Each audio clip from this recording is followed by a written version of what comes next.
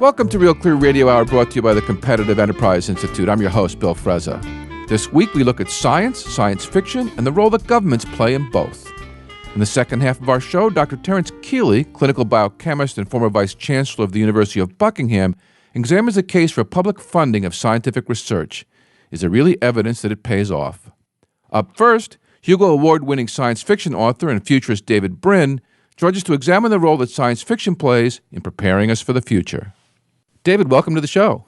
Glad to be with you with all these rambunctious people in your typical audience. Appreciate it. You know, David, we first met, 20 years ago. I have to confess to being a fan of yours since your Uplift series came out in the 80s. There's something about your style of writing that just reaches me. And I want to talk about a bunch of things, but I'd like to start with the role of the science fiction writer in imagineering and preparing us for the future. That seems to be a job you take very seriously. How many other science fiction writers do this sort of thing? Well, science fiction used to be about checking out the ground right in front of us.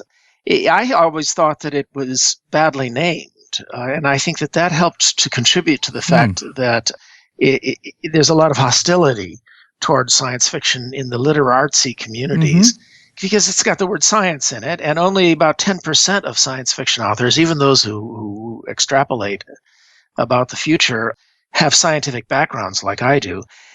But all of us have been passionate readers and explorers of history.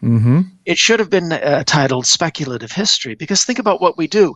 We think about alternatives to the human past. We think about alternate realities that we might be parallel to ours, or for the most part, extrapolations of the great story, the great drama. And that's the drama of humanity clawing its way out without any help to try to, grow up and be strong, but also to find all the quicksand pits and the punji stakes and the minefields that lie in front of us as we charge into the future. Anticipate and prepare us for it, as so many have. I think the oldest example I can remember is maybe Arthur C. Clarke predicting geostationary satellites and how that was likely to change the world, though I'm sure you can come up with many more examples. Well, generally, when it comes to actually predicting the future, science fiction doesn't do all that well. Clarke did well in he had a couple of good hits. My fans keep a wiki tracking my successful hits, especially from The Transparent Society, my nonfiction book, and from one of my novels, Earth, which apparently has had an anomalously high predictive score. But in fact, we generally don't try to do that. For instance, only 2 works of science fiction predicted either the home computer or the pocket computer, which we all carry around on our persons today, that happens secondarily to be a phone. The highest form of science fiction is not the successful prophecy, it's the successful self-preventing prophecy. It's the prophecy that so frightens people about a potential failure. Let's not do this, right? A quicksand pit, something in the minefield up ahead, that millions of people gird themselves and decide that they will work for the rest of their lives to prevent it from happening. And of course, the granddaddy of these was George Orwell's 1984. Yes. If you listen to someone on the right end of the political spectrum, this hoary, stupid, by the way, lobotomizing left-right political spectrum that no one should use, but I'm using it right now, we should abandon it if for no other reason because it's French. I mean, that's enough reason. But people on the left, people on the right, liberals and libertarians, the 4 major food groups in America, all of them tend to use Orwell's metaphors. That group over there is trying to become Big Brother. The difference between a decent liberal and a decent conservative is that the conservative thinks that it is snooty academics and faceless government bureaucrats who are trying to become Big Brother. The liberal is convinced that it is conniving, monopolistic oligarchs and faceless corporations that are trying to become Big Brother. And if you express it that way, the proper response is the beautiful, beautiful contribution of boomers to the English language, the word duh. In fact, obviously, both sides are right. Big Brother could come from all of those directions. Right. And if we were being reasonable people, pragmatic people, we would say, all right, I happen in my science fiction fears to fear those people over there who you don't fear enough. But I'll keep my eyes on them. You go ahead and keep your eyes on my favorite elites, who I think are harmless. And that way we'll guard each other's backs. It's like a new form of checks and balances. Well, exactly. And that is where science fiction is at its best. It's making us aware of failure modes so that we don't step in them as we charge into the future. But unfortunately, science fiction lately has been pushing a different meme. Not, here's a failure mode, make it not happen, now let's go move on to the next. Instead, the meme is, it's useless, it's futile, let's wallow in nostalgia or engage in renunciation. Well, this is the dystopian futurists, the ones who have nothing but tales of woe to say about what's coming. Yeah, and you might think that I'm being a hypocrite because I praised Orwell. He's dystopian. I wrote a dystopian novel that was made into a movie called The Postman.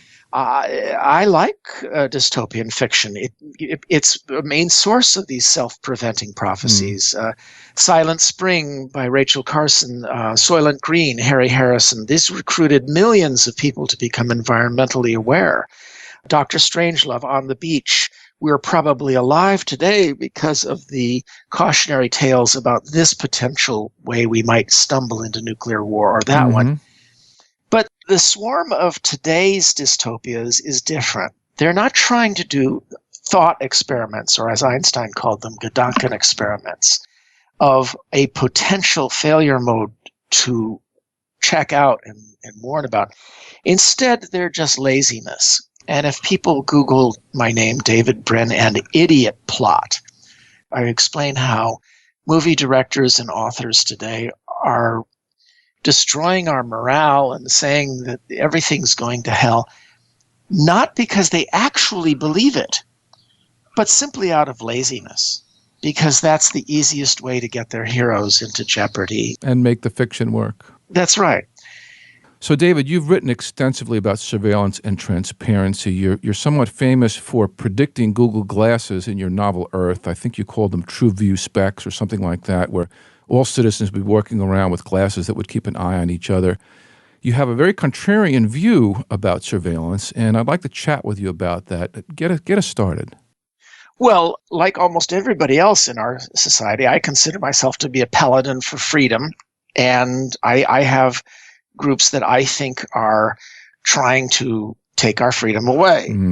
Unlike a lot of people around, I tried very, very hard not to have fused political spine disease. I see a political chiropractor that enables my head to turn. So I can see threats on the left, I can see threats on the right, and libertarians are supposed to do that. They've stopped.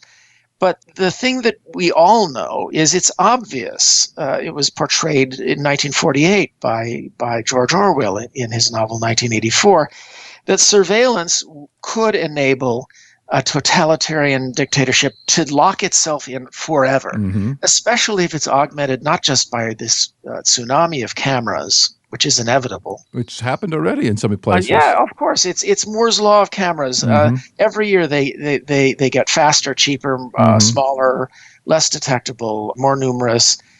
But you add to that we're probably going to get lie detectors and also personality profiling, including sociopathy.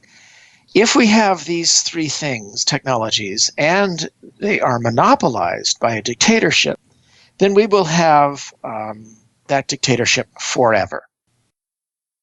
So, David, before the break, you warned us about what happens if these surveillance technologies, comprehensive surveillance technologies, fall into the wrong hands. How do we protect ourselves? Well, everyone that you shake a stick at, left, right, or center, knows that surveillance is going to be a huge danger, and it's going to possibly empower elites. And the only difference between the left, right, and center is which elite they fear. But here's the problem. All of them today engage in useless whining. They wring their hands and yell about the state or corporations getting these powers of surveillance. By prying into our lives. But they offer absolutely no ways to stop it. The Europeans try hard, and they have this state-centered approach. They're European. paternalistically protecting people's privacy, and it does not work. It cannot conceivably work because elites in the history of humanity have never let themselves be blinded. The closest we've ever come is this society in which elites are accountable, and therefore sometimes they have to turn off the cameras because we're watching them, and that's the key.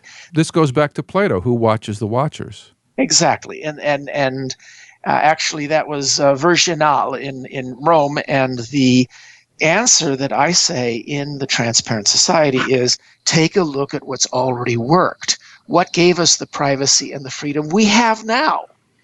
And it was not hiding from elites. It was aggressively and militantly looking at elites. So spend a few minutes on that, because I would almost describe your approach to protecting us as militant transparency, which kind of resonates with a lot of the attitudes I see in millennials who seem so much less concerned about personal privacy than baby boomers are. Well, privacy, people say that because I wrote The Transparent Society, because I think that we should be fearless in a mostly open world, they think I'm anti-privacy. In fact, Chapter 4 of The Transparent Society talks about how absolutely essential privacy is to be human. But here's the irony. History shows, our lives show, that the greatest defender of privacy is us, catching the voyeurs, catching the peeping toms. Outing them. Catching and holding accountable the corporate or government agents who want to intimidate us and stare us down.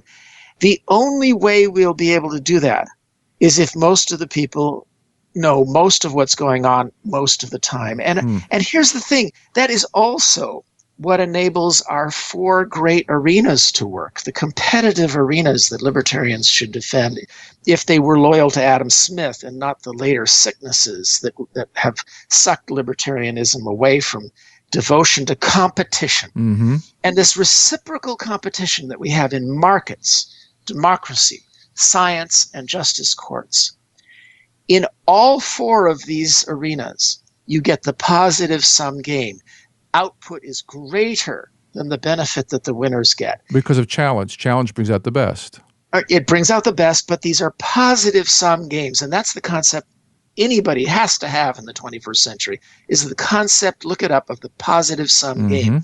And all four of these arenas give us positive sum games only when they are open, when most of the people know most of what's going on most of the time. This is what Hayek preached, and ironically, this is also what John Maynard Keynes preached. So, David, is there not a role for state secrets, at least when it comes to national security? Yeah, absolutely, absolutely. I go back east and I consult with government agencies all the time, and I always try to get them to understand the difference between tactical secrecy and strategic, long-term secular secrecy. Tactical secrecy is absolutely necessary for skilled people to do their jobs. Give some examples. Well, I mean, you have to be able to have secret assets overseas that are giving you intelligence. You have to be able to investigate criminals, often without them knowing about it. But here's the thing. This can become the tools of Big Brother if it's, A, not supervised. And that's why I've proposed things like the Inspector General of the United States, which would be an office that would take away the inspectors general from all of the different departments and agencies. They currently have incestuous relationships with their agency heads, and instead make them truly adversarial. But the main thing is that secrets must have a time expiration date. Right. That keeps them tactical. Because they know it's going to come out someday. They're going to be embarrassed if they try to keep this secret forever. And if it's protecting an operation, no one's going to think badly about them. That's right. If it comes out in 10 years that they kept this and such secret 10 years ago and it was a little embarrassing or this or that or the other, but none of the whistleblowers blew the whistle on it and it wasn't heinous, okay, fine. Then you keep your career.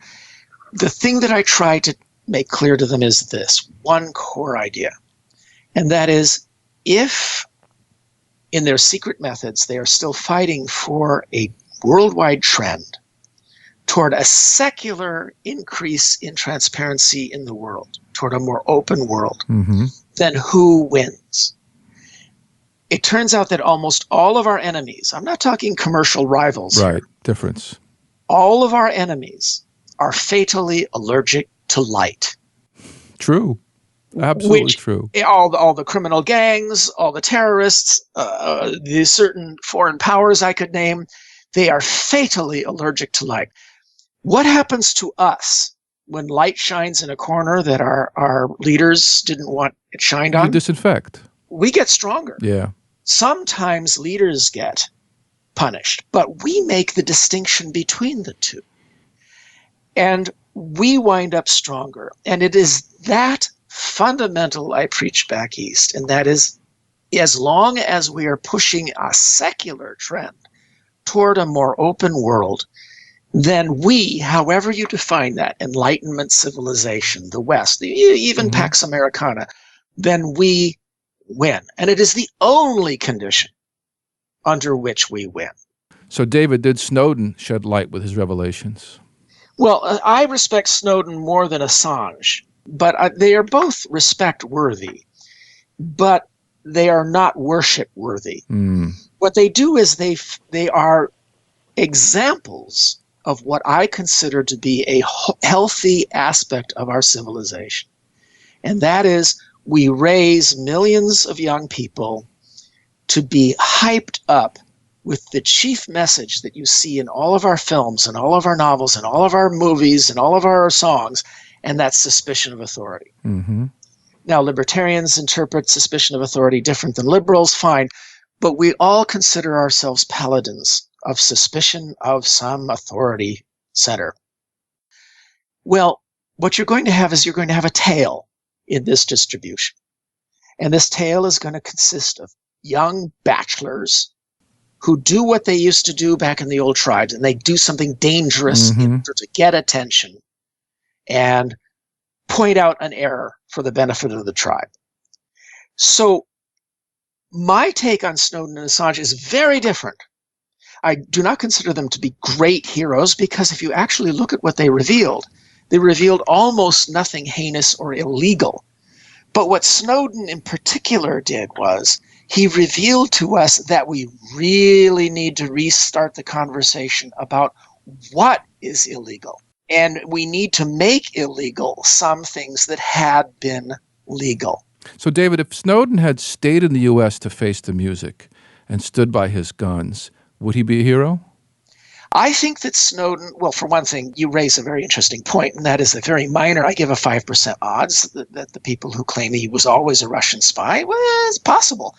But I don't want to offend all the people who think that he's God. But let me just say this about Snowden. He fits along a sliding scale that a sophisticated and subtle civilization maintains regarding civil disobedience.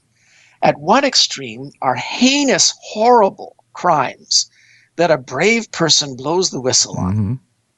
And such people should be rewarded. And we need to, and there are such whistleblower laws, but they need to be beefed up with major rewards.